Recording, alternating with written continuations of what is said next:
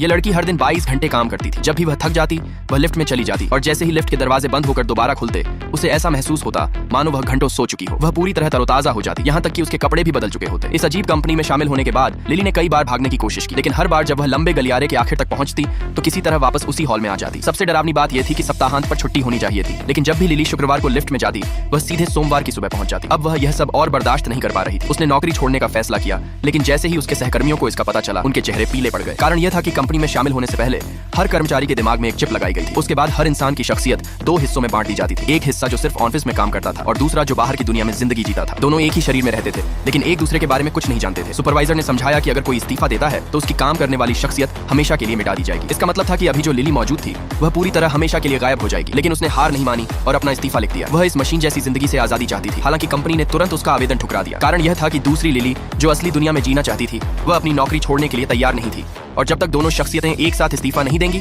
Company उन दोनों में से किसी को भी जाने नहीं देगी। ये सुनकर लिली पूरी तरह टूट गई। उसी दिन उसे प्रिंटर के नीचे एक पेपर कटर मिला और उसके मन में एक खतरनाक ख्याल आया। वह सीधे बॉस के केबिन में गई और धमकी दी कि अगर उसने दूसरी लिली के लिए एक वीडियो रिकॉर्ड नहीं किया तो अंजाम बहुत बुरा